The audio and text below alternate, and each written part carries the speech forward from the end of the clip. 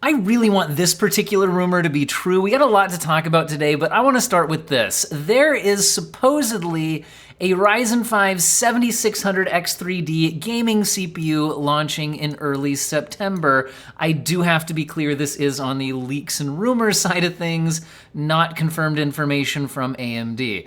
Now, this would be so welcome, though, given the lackluster performance in gaming on AMD's new 9000 series. But where is this information even coming from? I saw this headline on a few tech sites. Apparently, the original source is a tweet from Hong On Fu, which is On Fu H on Twitter, saying 7600X3D in early September. Now, I followed this from a couple of sites. I'll have some sources linked in the video description. And videocards.com, for example, says that this is a leaker who has reliably leaked AMD products in the past. I don't particularly remember this one off the top of my head covering this stuff. But anyway, if somebody has accurately predicted something in the past, it could mean that they have some sort of internal sources within the company and maybe could be knowledgeable about upcoming products. But again, this would really, okay, let's look at AMD's 9000 series launch from like more of a meta-analysis, statistical analysis point, because there was a lot of variety in reviews at launch. So what I look forward to after big product releases is 3D Center's kind of meta-analysis of launch reviews, where they take a whole bunch of big tech sites, like we're seeing here, AnonTech, Club 386, Computer-Based Gamers Nexus, Guru 3D, Hardware and Company, Hardware Lux, Hardware Upgrade, Hot Hardware, Igor's Lab, and so on. Anyway, the point is, what they do here is they take their performance information and then they aggregate all of it, setting one particular piece of hardware as a performance baseline. For example, here we're seeing them setting the 7950X previous generation flagship as a performance baseline at 100%. And then you can see how all of these other processors in these reviews stacked up against them as a relative performance number. Now notice, for example, the 9950X, if you average all of this out, is coming out 9% ahead of its predecessor. Now that's still short of AMD's 16%-ish claims that we saw from their marketing slides, but you can see there's a lot of variation between reviewers here. So depending on which review outlets you looked at launch, sometimes it really depends on the particular test suite that was ran. And so by looking at this wider view of all of the testing information that's available and how they configured their systems, what types of memory they used from each generation, all sorts of things, this can kind of average out the unusually good or unusually bad results and give us some interesting information. So anyway, they're seeing about a 9% performance uplift, but that's in applications. So I focus on gaming, and if you look at gaming, and by the way, if you wanted their comparison against the Intel 14 series processors, you can see that here as well in this next chart down. But another good way of looking at it, actually before we jump over to gaming, is in applications. You can take a look at each of the 9000 series parts up against its predecessor, how does it fare against that? So for example, the 9600X against the 7600X in applications, they're seeing about an 11% performance uplift here. And the 9700X versus the 7700X, they're seeing a 6.5% uplift. 9900X versus 7900X, 10.3%. 9950X versus 7950X at 9%. So it does vary here, and it looks like the 9700X was particularly low generationally uplift, when comparing the results. But anyway, it's pretty lackluster, but at least there's an upgrade. It's when you move into the gaming charts where things get a bit worse, and rather than look at this massive chart here, how about we just go to the generational kind of summary like we had down here, where if we look at it like this, in gaming, the 9600X versus the 7600X, they're seeing a 6%, 5.8% uplift. 9700X, 5.8% uplift. 9900X, 1.1% uplift, and 9950X, 3.1% uplift. And if you actually look at it up against the 3D V-cache parts, like a 7800X 3D, you can see that the 7800X 3D is definitely outperforming all of the 9000 series products in gaming. Now, we haven't seen the 9000X 3D parts yet, so there's still a chance for that to come out and give us a good gaming performance uplift. We'll have to see. But we don't know when those might be coming. So that's where, circling back around to the 7600X 3D, it would be really cool if this performed somewhat similarly to a 7800X 3D, but for less money, right? Because then we could get something that, I think a lot of us were hoping a product like the 9600X could have been that, where the gaming performance uplift is similar to, or maybe behind, but maybe similar to the 7800X 3D. I think that's what a lot of people were hoping for, and we just didn't see it. So maybe a 7600X 3D could be that part. But again, also depending on price, that's going to be the another big impact there, because if it's priced badly, even if it's real, then it's going to be less interesting. However, AMD is generally willing to drop prices as needed. Now, whether this was done by AMD or by retailers who just needed them to sell is unclear at this point, but it looks like AMD's Ryzen 9 9900X CPU has already dropped below MSRP, down 8% less than a week after launch. Now, this is European sourced pricing, and I think it does vary country by country, but that's pretty interesting that we're already seeing some models below MSRP, because that's the big thing, is if they don't offer a large generational uplift over the 7000 series, then they just can't be priced much higher than the 7000 series, although in certain workloads they do kind of shine.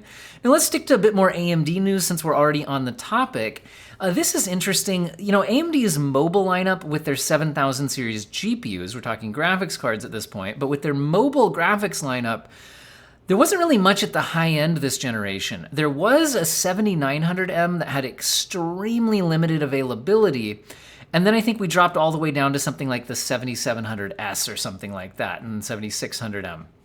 Well, it's looking like we're seeing evidence of a 7800M now. However, it's not in a laptop. This is actually being, I don't know if leaked is the right word, because it's from an actual company here, not some like Twitter leaker, but 1X GPU 2, source from 1X Player themselves, is advertised as having it's the world's first graphics card dock equipped with AMD Radeon RX 7800M.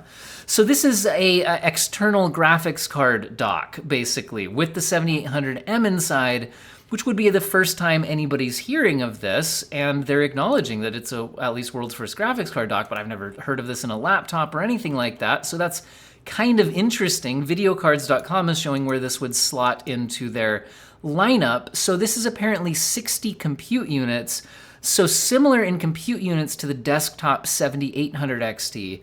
However, it apparently has a 192-bit memory bus, which would mean it's probably coming with 12 gigabytes of VRAM. So it seems like, from that perspective, more similar to the 7700 XT. So in general, it kind of seems like a cross between a 7800 XT and 7700 XT, with the compute units of a 7800 XT, but the memory bus and VRAM capacity of a 7700 XT, and the TGP apparently being 180 watts. So could be an interesting product. I'm kind of just curious if we'll see more of them now that we're seeing it here in other products. But in other news for kind of limited edition AMD products, how about Asus unveiling the Radeon RX 7900 XTX Warhammer 40K Space Marine 2 Edition? Now, apparently there's only 20 units being made, and they're not up for sale normally. I think these are being used as promotional products, so there's various giveaways and prize winners and things like that. Maybe some will go up on eBay at some point, who knows. But I just point out that that is out there. Now, speaking of upcoming games and support for them, AMD has dropped new drivers giving support for Black Myth Wukong, as well as Star Wars Outlaws, some other games. But one thing I saw buried in this driver release is another game is getting anti-lag too.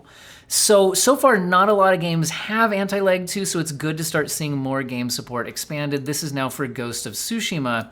Now, if you're not familiar with anti-lag 2 or what's going on with that, so AMD had anti-lag for a long time, which is a driver-level button you click to reduce latency. However, it's not as effective as Reflex from Nvidia. However, Reflex needs to be directly integrated into a game by the game developers.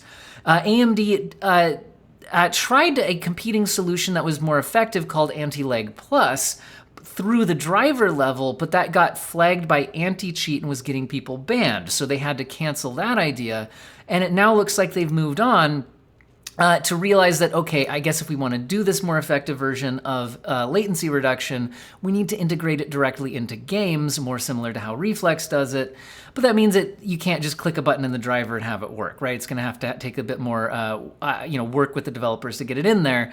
So anyway, that's what Anti-Lag 2 is, and apparently it is in Ghost of Tsushima now. Other games that we're seeing support with this driver are also the Call of Duty Black Ops 6 Open Beta and Concord, along with the Black Myth Wukong and Star Wars Outlaw I mentioned earlier. They're also mentioning that there is a beta driver available, so not with this full release, but there's a beta release that has Final Fantasy 16 game support. Now, why would you care about that right now when Final Fantasy 16 is not out on PC yet? Well, check the video I released yesterday where I tested out the Final Fantasy 16 demo. And at that time, there was a lot of frame pacing issues. However, Nvidia's latest driver also gives Final Fantasy 16 support. And now we're seeing this beta driver from AMD with Final Fantasy 16 support. So let me know in the comment section if you're interested in me revisiting the Final Fantasy 16 demo. With the drivers that officially support it, because I was seeing some frame pacing issues along with the annoying 30 FPS caps in the cutscenes. I don't expect a driver update to help with the 30 FPS caps in the cutscenes, but I am somewhat hopeful that perhaps it could help with some of the frame pacing issues, because if it's going to be 30 FPS in the cutscenes, let's at least not have it be a stuttery 30 FPS. But we'll have to see on that one. Now, for more news on AMD stuff, we might get information on August 23rd, because apparently AMD will have an AMD Gaming Festival at Gamescom on Friday, August 23rd in Hall 8, starting at 12 p.m. It looks like I think this will be streaming, as I understand, at least I believe it is. If not, I'm sure we can get the information out of it afterwards. However, I was looking at the show schedule, and I don't see anything that particularly jumps out as probably being all that big news. I mean, there's AMD highlights. Maybe they'll bury something in there that they don't want named outright on this show schedule and kind of spoiling it. So maybe something cool in that time slot. We'll see. Now, moving on to some Nvidia news. Nvidia has launched a new game bundle. So if you were interested in Star Wars Outlaws and you're interested in buying a new graphics card, it's possible that you could take advantage of this game bundle. This is for the RTX 4090, 4080 Super, 4080, 4070 Ti Super, 4070 Ti, 4070 Super, and 4070. In other words, it's the 40 series lineup, but none of the 4060 or 4060 Ti products. They're getting bundled with Star Wars Outlaws. Now, also kind of interesting and buried in this is some performance numbers for Star Wars Outlaws. Now, these are performance numbers talking about the ray tracing.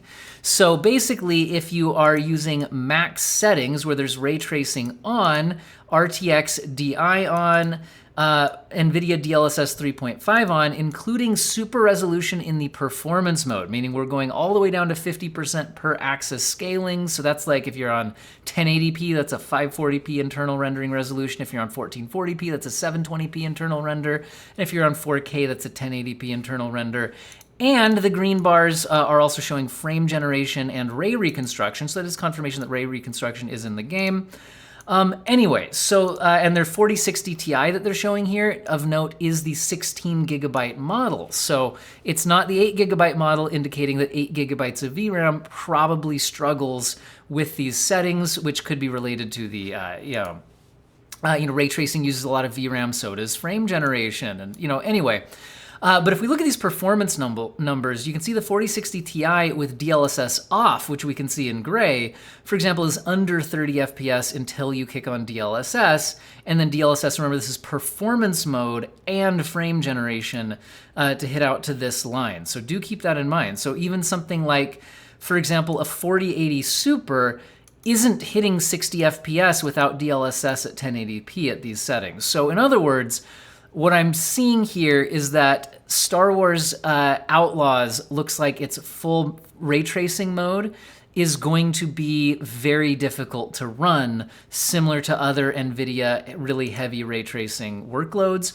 We're also seeing, for example, at 1440p, again, with performance mode upscaling and frame generation, you're hitting some decent frame rates on the 4070 Super and above. But at 1440p, I wouldn't really want to be using performance mode upscaling personally. So again, this looks pretty rough without upscaling. The 4090's falling a little bit short of 60 FPS at 1440p max settings, and the 4080 Super, what would you say? That's around 35 or 40 FPS, the way this bar is scaled.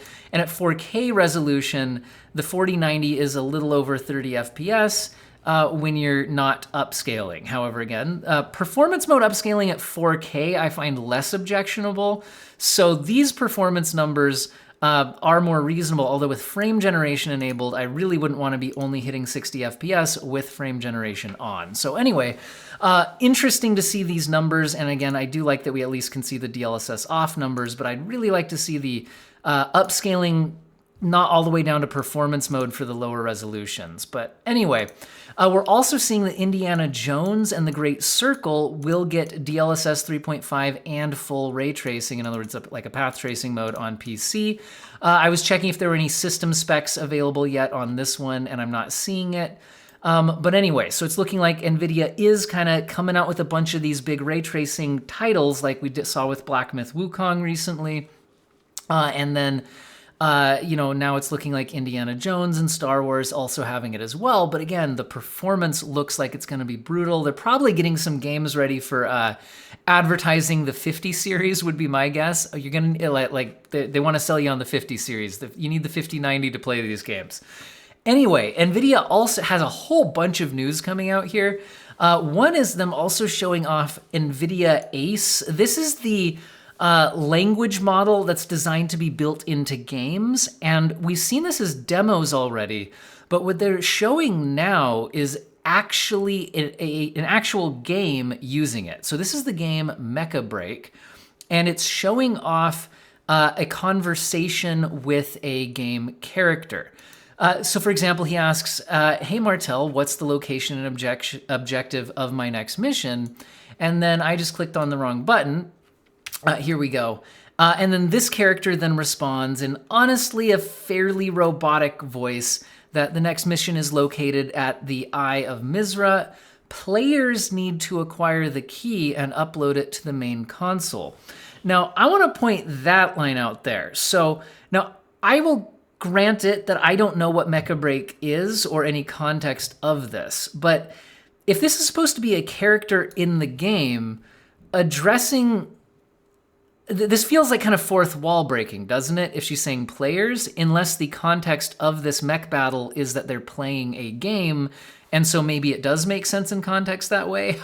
I don't know, but to me, this caught me off guard as it felt like she's talking to the person playing the video game rather than to your character in the video game. I don't know. Anyway, just felt a little bit weird to me. Now, one interesting thing here is that this model does appear to be running locally. So this is not running through the cloud. So you've got the input goes through Riva ASR, through Nemotron for 4B Instruct. So I understand that 4B would be a fairly small language model, although I'm not an AI expert here, although maybe that's what SLM is, a small language model instead of large language model. And then through a Riva TT, I think that's text to speech, and then audio to face 3D to kind of sync up the facial expressions, and then going through a whole bunch of custom stuff, and then you get to your NPC. It's kind of cool that it's running locally, and I'm hoping it gets better when the game actually launches. But a lot of, I was looking, I had my thoughts. I looked at what a lot of the comments were on the YouTube video demonstrating it. You guys let me know what you think if you watch it. A lot of people's reaction are, wow, that kind of doesn't feel that great. But anyway, so another thing to keep your eye out from Nvidia on is trying not to get scammed. So do you guys notice this product? At first, especially if you look at the box, it's just an RTX 4070, right? So you got the RTX 4070, 12 gigabyte Ghost OC. If we look at this, do you see any indication that there's something strange about this product? No? Well, I guess if you dig into the specs sheet, you might notice it if you're really knowledgeable about RTX 4070s. It's this line right here. This says GDDR6. Does that still not seem weird to you? Well, if you knew that the 4070 normally has GDDR6X, then it might feel kind of weird to you. Now, the reason I'm calling this out like this is because even a fairly well-informed consumer could easily see this product and have no idea that it's actually a downgraded RTX 4070 because there's no indication in the naming scheme or the box art being shown or really anything at all calling your attention to the fact that this is a different graphics card than the normal 4070. This is a 4070 with GDDR6, which is now official. This had been rumored for a long time now, but it's official. We do see in the official specs sheet that the RTX 4070 lineup now does indeed have both a GDDR6 and a GDDR6X option. But again, they're both just under the RTX 4070 branding.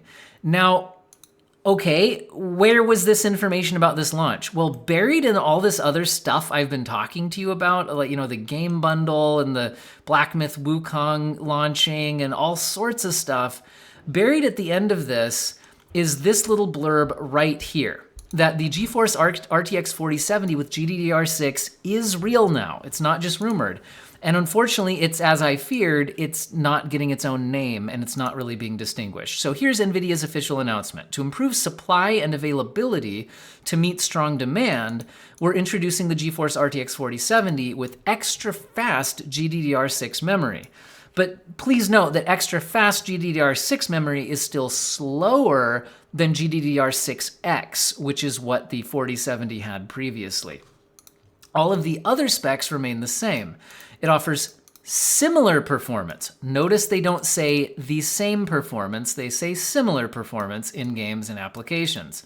It will be available from our graphics card partners worldwide starting in September. It is supported in today's Game Ready driver. For more details on the RTX 4070, visit blah, blah, blah. Okay, so the point is, this is real, this is out. They say it should have similar performance, and they're right that it should be similar performance, but it's not the same. This is a downgraded spec.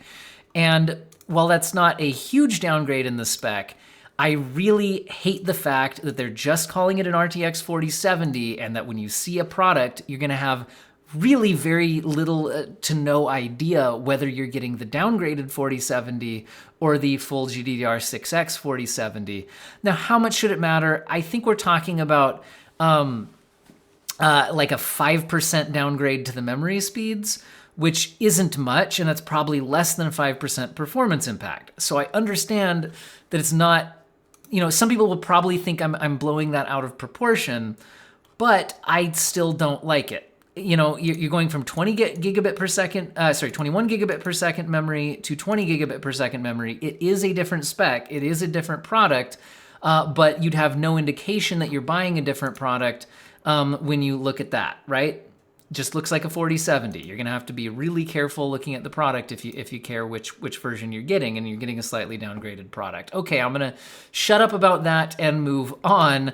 Nvidia had even more announcements today. Now this one is about Nvidia G-Sync monitors will no longer require the special G-Sync module. Now, you might already think that they don't, because there's G-Sync compatible monitors that don't have the G-Sync module. But the G-Sync compatible monitors were never the same thing as the ones with the G-Sync module. The G-Sync module could do a few special things that I don't think just the G-Sync compatible ones were necessarily required to do. Things like, well, what are the list of things here? So in other words, like there's other, there's variable refresh rate monitors that are not G-Sync, right? But very few of them, I believe, have variable overdrive support, which was one of the cool things that G-Sync modules were able to do.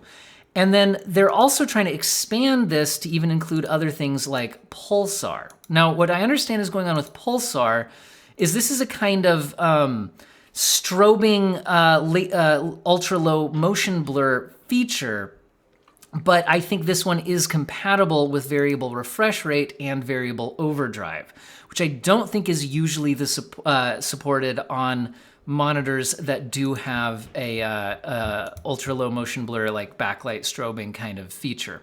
So that's kind of cool. And again, this is now coming without that dedicated module because they're using MediaTek's new chipset for the MediaTek scaler to basically get all these features supported on there without the G-Sync module. So anyway, for a long time, G-Sync modules, they add cost. Sometimes they mean there needs to be like an active fan on the back of a monitor. And in general, FreeSync had kind of dunked on G-Sync from just it works well enough and it doesn't add cost to everything. So it's looking like the new MediaTek scalers will be able to bring the effects of a G-Sync module along with the Pulsar thing without actually needing the module itself. So anyway, we'll have to see how it all plays out. I'd like to know your guys' thoughts. Here's a few monitors that are supposedly coming with that soon. And let's move on to some other stuff. For example, I did mention Black Myth Wukong just came out. Well, this is an NVIDIA-sponsored game, and it is getting a whole bunch of NVIDIA partners launching some Black Myth Wukong themed graphics cards. Now, a lot of these seem to be specifically targeting the Chinese market, where I think that makes sense. Obviously, that's where the game is incredibly popular and based on, Chinese popular folklore and all of that. But anyway, thought I'd note that there's a whole bunch of Black Myth Wukong specific models out there. Now, speaking of the game, look at it. Look at its popularity on Steam. It looks like right now we have 354,000 concurrent players, but check out the peak concurrent player count. It passed 2.2 million peak concurrent players. That is an absolutely insane number, especially for a single player title. So that is definitely showing a lot of popularity there. However, with that in mind, apparently a lot of people who maybe hadn't been gaming heavily on an Unreal Engine title lately, on their 13th or 14th gen CPU might be running into the Intel stability problem. Maybe you didn't even realize you had it until you hit the shader compilation step in the game.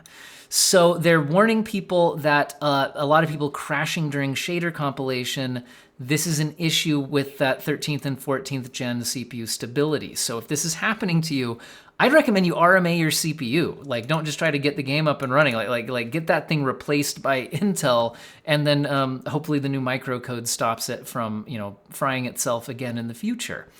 Speaking of Intel things, there is at least one interesting thing coming out here, which is Intel is cooking up a budget 8-core gaming CPU, according to a leak. So again, this is just a leak. We'll have to see what's up. But apparently there could be an 8-core i3 chip coming off of Arrow Lake. However, it's looking like if it is 8 cores, it might just be 4 performance cores, 4 efficiency cores, and whether those efficiency cores are actually that useful for gaming, I don't know. But this is flying in the face of previous rumors that were saying there would not be a desktop i3 based on Arrow Lake. And then that information had come from Jakin, who had been doing a whole bunch of his own Intel-based leaks. However, he's actually retracted his statement that there wouldn't be a i3 series, Core Ultra 3 series with that. He says retracted based on new information. So actually, he seems to be confirming that we will be getting a Core Ultra 3 part, although he didn't specifically say that it was the 8-core part or anything like that I saw. Now, Intel in general is struggling right now. By the way, I'm going to flashbang you about 10 seconds ago, so watch out for that in the past. Anyway, sorry for the white background. Apparently, Intel plans a 35% cut in costs for its sales and marketing group. Now, I'd rather them cut that than their, engineers, where highly experienced engineers are probably harder to replace than salespeople. Sorry, salespeople, but in general, it's just, I don't like to see that we're having to see a ton of cuts there. I think this is hitting people pretty hard at Intel. Hopefully that's not affecting any of you guys directly.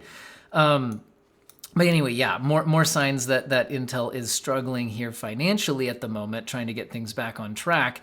And it's not the only company that is laying off employees. We're seeing Corsair laying off 90 employees as part of an organization change. They're citing various things, including a downturn in just the PC hardware market, where if there's not exciting new CPUs and GPUs launching, then people aren't as likely to be buying the types of products that Corsair sells. So anyway, as far as other exciting products coming out in this space, we have been seeing Cam 2 memory as potentially being kind of interesting. Now, there's benchmarks out now. I'm seeing this at Tom's Hardware, but it looks like the benchmarks are being done internally by MSI. And the idea here is to show that Cam 2 memory doesn't perform differently than our normal standard DIMMs. So these are running at the same clock speeds and latency and all of that. They're at identical specs, and the performance is almost identical. I think there was like a 3% difference in one test. Now, that's good news, but some people would be like, wait a minute, wasn't the whole point of Cam 2 that it should perform better? Well, I think the idea is that it should be able to be more likely to easily hit higher clock speeds and latency timings, but what they're doing in this test is just running them at identical specs to confirm that at the same settings, they get the same performance. There's no downside to using Cam 2, basically. And then hopefully it will actually be true that it can hit higher specs in the future. Now, we're also seeing reports that ARM is developing a gaming GPU to compete with Nvidia and Intel. Now, the fact they're saying Nvidia and Intel makes it sound to me like we're talking about more like an integrated chip or something like that. Otherwise, wouldn't they have mentioned Nvidia and AMD rather than Nvidia and Intel? I don't know, but we'll have to see if anything comes of this, and things like this can take years to develop anyway, so we could be a long time from anything too interesting on that. So we'll go ahead and move along. I'll also mention, though, that ZOTAC has launched their Zone Gaming handheld with the Ryzen 7 8840U and AMOLED screen, and that's probably the most interesting part about it, is it does have a 120 hertz AMOLED screen, but I'm not seeing any report that it's variable refresh rate. So while it will have the OLED screen when the ROG Ally doesn't, it is coming in fairly expensive at $800. And the old, for example, the older ROG Allies, because they just updated it to the newer model, the older ones are going as low as $500. Legion Go's are going at $544. So ZOTAC's entering a bit late and at a pretty high price. So we'll have to see how that goes, and Steam Decks in general, all of that. Anyway, this video is getting a bit long, so let's wrap it up here. Hopefully you guys enjoyed it. If you want to directly support the channel financially, consider hitting the join button down below. If you're interested in the news and benchmarks that I do here, in exchange, you get things like membership badges on your comments. You get early access to some videos. It's easier for me to find your comments, all of that. Totally understand not everyone's in a position to do that, so huge thank you to viewers, subscribers, commenters, all of you. You're all beautiful people, and I hope you have an excellent day.